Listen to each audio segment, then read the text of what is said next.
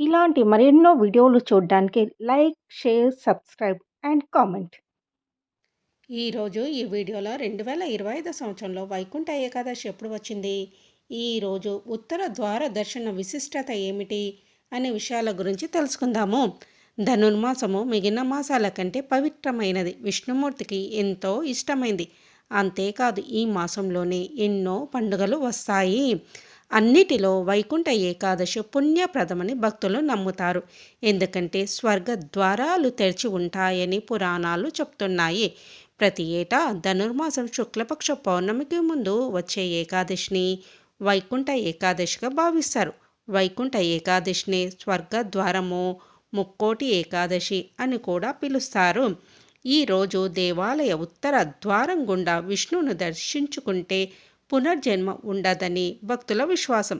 అంతేకాదు స్వర్గలోక ద్వారాలు తెరిచి ఉంటాయి కాబట్టి ముక్కోటి ఏకాదశిని స్వర్గద్వారం అని పిలుస్తారు.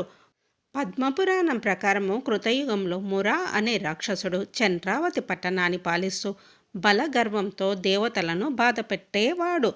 దాంతో దేవతలందరూ విష్ణుమూర్తి దగ్గరికి వెళ్ళి తమ బాధలు చెప్పుకున్నారు. విష్ణుమూర్తి వైకుంఠం నుంచి భూలోకానికి వచ్చి ఆ రాక్షసుడిపై యుద్ధానికి పూనుకున్నాడు.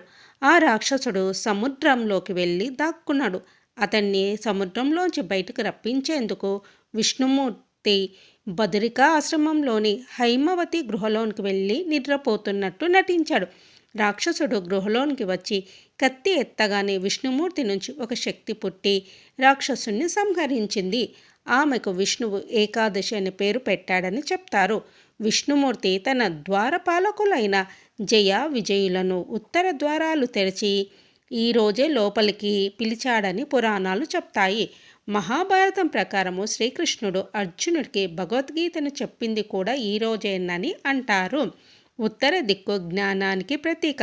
విష్ణువును ఉత్తర ద్వారం గుండా దర్శనం చేసుకోవడం వెనుక ఆంతర్యం ఇదే. తమలోని అజ్ఞానాన్ని తొలగించి శాశ్వతమైన జ్ఞానాన్ని ప్రసాదించమని భక్తులు వేడుకుంటారు. 5 పంచేంద్రియాలు, 5 కర్మేంద్రియాలు, ఒక మనసు కలిపితే 11 అంటే ఏకాదశి. దేవాలయం అంటే దేహమే అని చెప్తారు. తాత్వికులు కైవల్యోపనిషత్తు ప్రకారము మనిషి శరీరంలోని హృదయమనే గృహలోనే విష్ణుమూర్తి ప్రకాశిస్తూ ఉంటాడు. ఈరోజు ప్రతి మనిషిలో ఉన్న పరమాత్మ అయిన ఆ దేవుని ఆరాధించాలని ఉపవాసం చేసి పంచేంద్రియాలను, కర్మేంద్రియాలను నిగ్రహించాలి.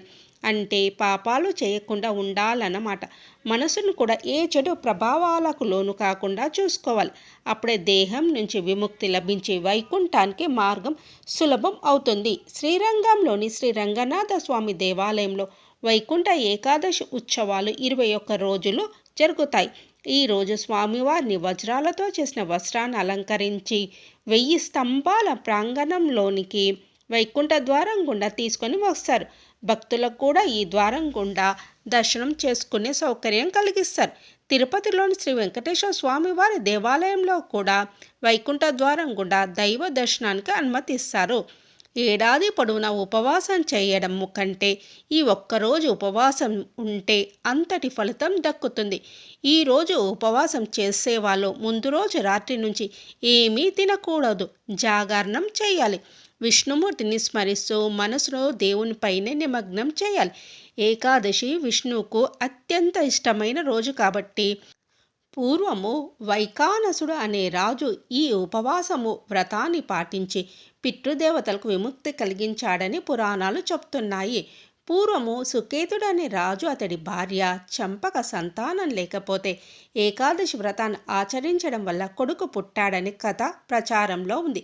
2025 సంవత్సరంలో వైకుంఠ ఏకాదశి శ్రీ క్రోధి నామ సంవత్సరము, పుష్యమాసము, హేమంత ఋతువు, దక్షిణాయనము.